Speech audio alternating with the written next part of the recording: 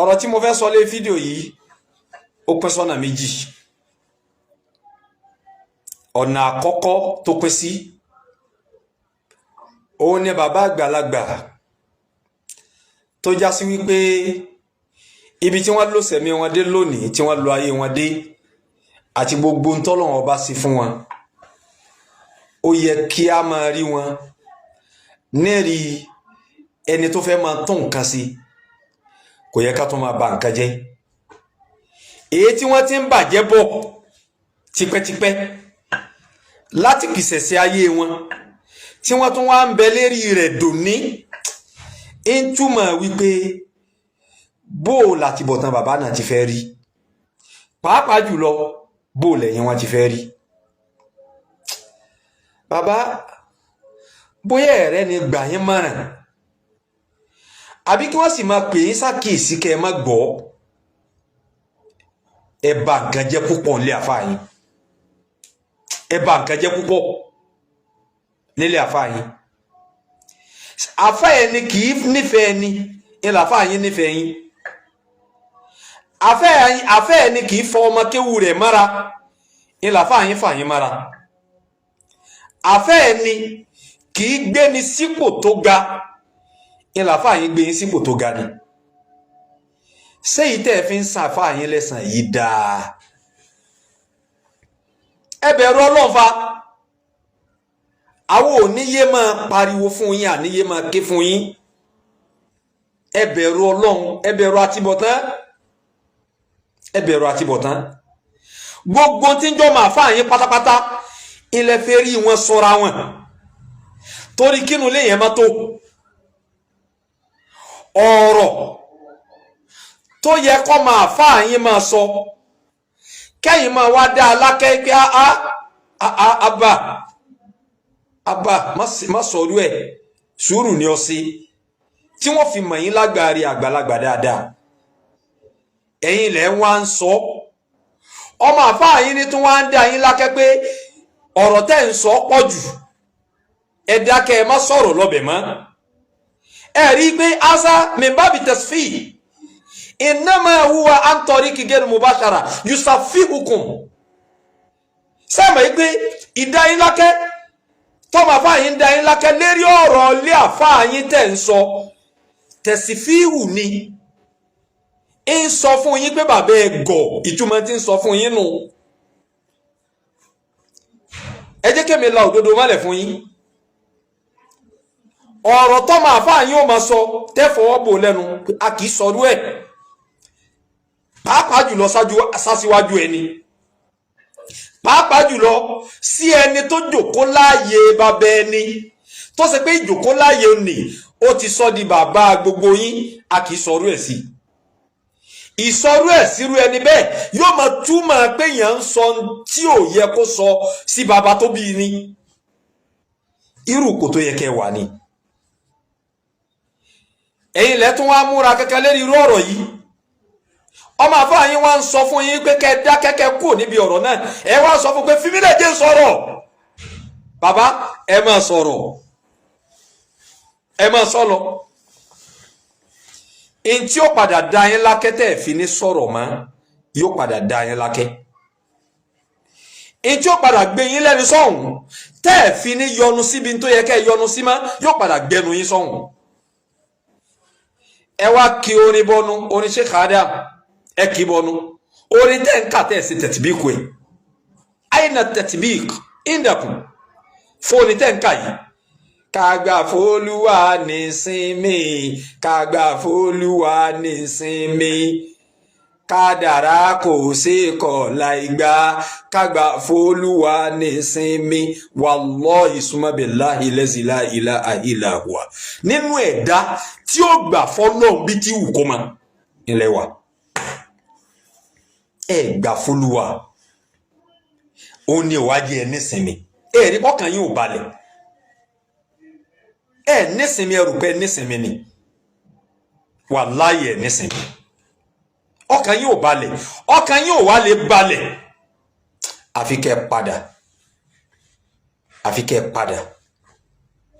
àfi kẹ́ sẹ́rí padà, àfi kẹ́ lò bẹ̀rù Ọlọ́run, pẹ̀lú wa yín kẹ́ lò bẹ̀rù Ọlọ́run pẹ̀lú ọ̀rọ̀ yín ẹ lọ́kàn yín lè fi balẹ̀ ẹ nísinmi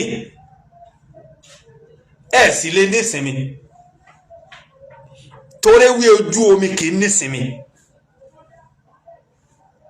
kò sí n tó lè mú yín sinmi tó tayọ kẹ́ padà kẹ́ ṣẹ́rí padà kẹ́ túbá ẹ lọ lè túbá ẹ bà nǹkan jẹ́ gan ẹ dà nǹkan rú gan wallahi alazim ẹ bà nǹkan jẹ́ gan ẹ dà nǹkan rú gan lóòótọ́ ìlàfà yín kó gbogbo tí ń jẹ́ ìjánu márkàsì wọn kó lé yín lọ́wọ́ léyìí tí ń jòdòdò torí ìfẹ́ tí wọ́n ní yín sí stanley sí yín torí ààyè tí wọ́n gbé yín sí torí bí wọ́n ti rò yín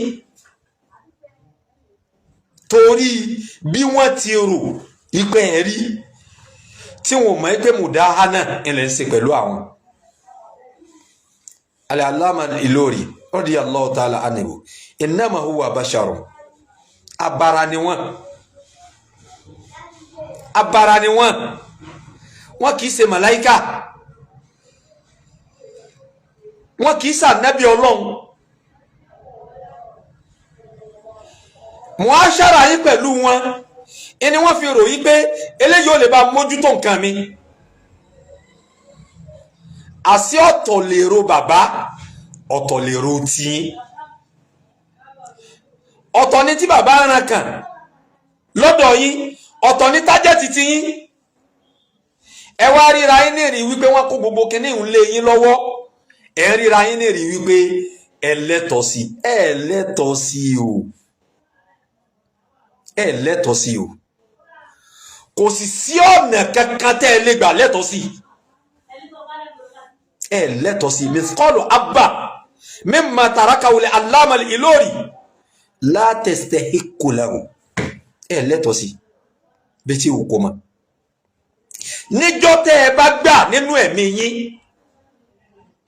tẹ́ ẹ rí nínú ọkàn yín ike ẹ lẹ́tọ̀ọ́ sí nǹkan kan nínú gbogbo tí Sheikh Adamu kó kalẹ̀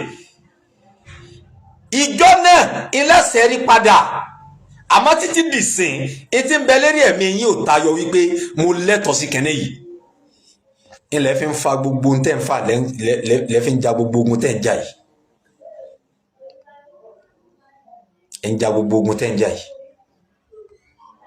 kí ló dáa tó kí Ọlọ́run kó ṣe ẹnu gbogbo ọmọ Sheikh Adamu lẹ́yọ̀kan kí ló dáa tó kí Ọlọ́run má sá wọlá al-Qur'an al-Azim Ọlọ́run má sá síbẹ̀ kó wọlá àṣẹ tí ń bẹ lókè àṣẹ ọba mi tọ́lọ̀ ń fi ẹran òrùn tó yọ yìí Ọlọ́run má sá síbẹ̀ torí wọn àtẹ̀lé yín níbi tẹ́ ń ṣe